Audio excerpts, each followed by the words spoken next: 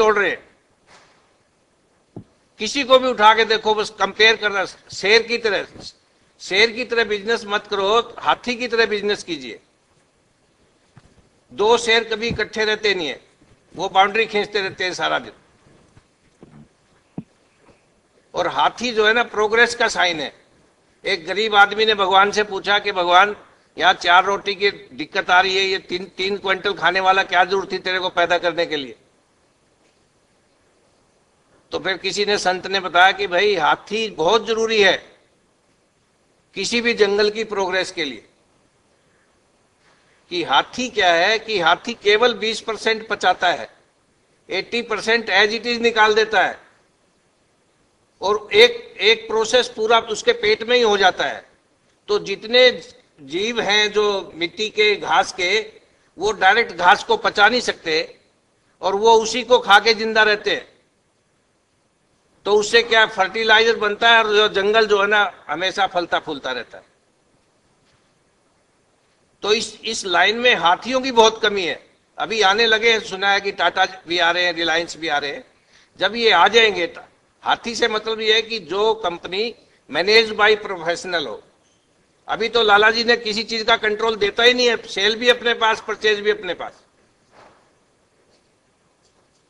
Cell भी अपने पास रहेगी, परचेज भी अपने पास रहेगी, तो कॉस्ट ऑफ प्रोडक्शन तो निकलती नहीं है।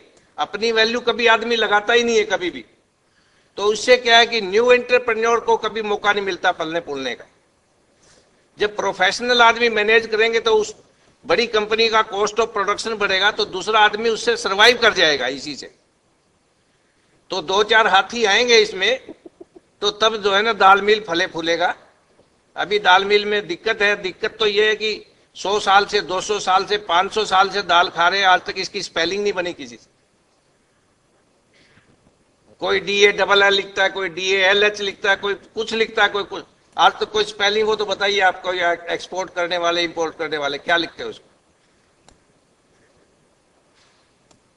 तो जैसे साहब लोग बोल रहे थे कि इसकी कैटेगरी नहीं है कहीं भी एक्सपोर्ट इंपोर्ट के लिए, तो इसकी स्पेलिंग भी बना लो। और इस तरीके से करेंगे तो ये दाल की प्रोग्रेस का साइन तभी बन पाएगा। और दूसरे आदमी से अपनी टेक्नोलॉजी शेयर कीजिए, हो सकता है कि आपको उसी से बेनिफिट मिल जाए। और इसका शॉर्ट प्रोसेस भी है। बहुत सारे लोग एक ही प्रोसेस चलते हैं, चाहे मसूर की दाल बना रहे हैं, किसी की बना रहे हैं, 3-3, 4-4 जो है ना हलर से पास करते रहते हैं। इतनी जरूरत नहीं है, एक 1 टाइम से भी होता है। मोस्टली दाल एक ही बार से प्रोसेस हो सकती है।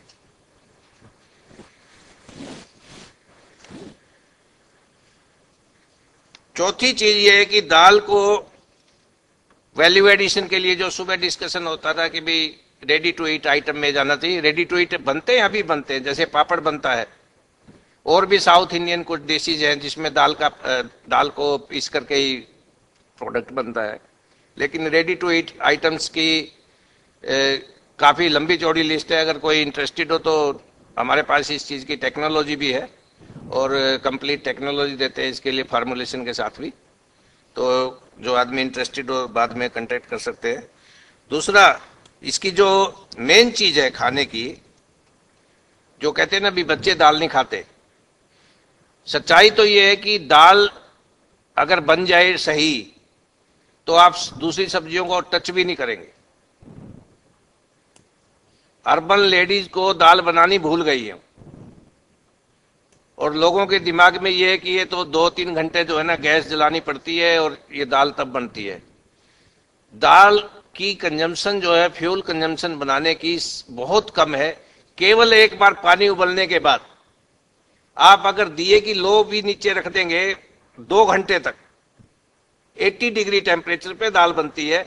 और यहाँ पे एक होटल है जो बहुत प्रसिद्ध है, उसकी दाल खाने के लिए लोग जमुना पार से जाते हैं।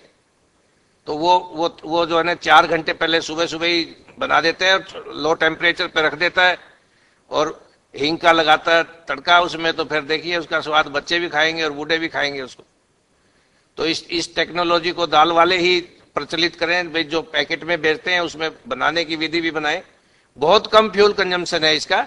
80 डिग्री के ऊपर दाल बन जाती है फर्स्ट क्लास, उसको उबालने की जरूरत नहीं पड़ती। और गैस का तो काम ऐसा है कि गैस बर्नर जला तो जलता रहेगा, पानी उड़ाती रहेगी, ये स्लो प्रोसेस से पकती है। तो इस विधि को भी आप बताइए।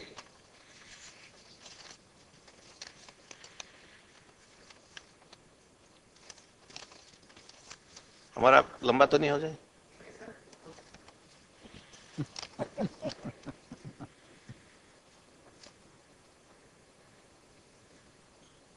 ये तो दाल के ऊपर बातें होगी, दो चार बातें जो है ना आध्यात्मिक भी होनी चाहिए आपस में, क्योंकि बहुत सारे लोग परेशान हैं।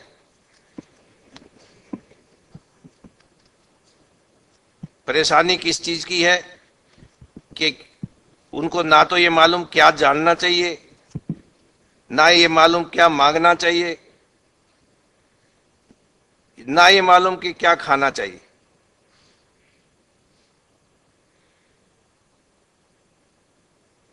जानने के लिए तो भगवान के विषय हैं, मांगने की मैं आपको बता देता हूं। बहुत चीज गलत मांग लेते हैं हम कई बार। मांगेंगे तो भगवान से, तो आदमी तो मांगने से कोई देगा नहीं। ये तो स्वार्थ सिद्धि का खेल है। प्रेम किससे कितना, जितना उससे स्वार्थ। स्वार्थ बढ़ता गया, प्रेम बढ़ता जाएगा। स्वार्थ घटता गया, प्रेम घटता जाएगा। स्वार्थ खत्म तो प्रेम भी खत्म।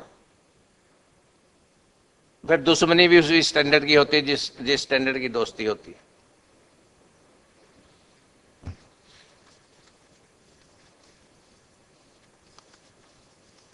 साइंस की बातें जब चल रही थी, साइंस में दो ही चीजें होती है, साइंस में और आध्यात्मिक में एक ही फर्क होता है। साइंस कहती है कि हर जो जीव है वो पदार्थ से बना है, और आध्यात्मिक भगवान को मानने वाले ये कहते हैं कि जो जीव है जीव से ही बना है, ये पदार्थ से नहीं बन सकता जीव कभी भी। तो जीव से जब जीव बनता है तो जीव, हर एक जीव की अल्टीमेटली सबकी एक ही इच्छा है। घुमा फिरा के पैसा चाहिए, पैसे से क्या आएगा, उससे ये खरीदेगा। पढ़ाई क्यों चाहिए, पढ़ाई करके नौकरी मिलेगी, ये करेगा वो। सबका आनंद लेने की इच्छा है, और आनंद जो है ना भगवान का नाम है, क्योंकि हम उसके अंश हैं, इसलिए हमें आनंद चाहिए। जैसे पृथ्वी का ढेला फेंको तो पृथ्वी पे खींचता है, क्योंकि वो उसका अंश है। दिए को जलाते हैं, दिया लो जो ना ऊपर की तरफ जाती है, क्योंकि वो सूर्य का अंश है, प्रकाश। तो हर अंशी अपने अंशी की तरफ दौड़ता है। तो मानव कल्याण के लिए सही तरीके से बिजनेस कीजिए, ईमानदारी से कीजिए, और सबसे बड़ा बिना मिलावट का कीजिए। संतोष मिलेगा, धन भी आएगा। धन इज ए बाई प्रोडक्ट। अगर धन के पीछे दौड़ोगे तो 2 किलोमीटर की दूरी हमेशा बना के रखता है। जिस काम को करने में आपको आनंद आएगा, धन एज ए बाई प्रोडक्ट आपको मिलेगा। तो इसके पीछे ज्यादा मत दौड़िए, ईमानदारी से काम कीजिए। धन्यवाद। Thank you.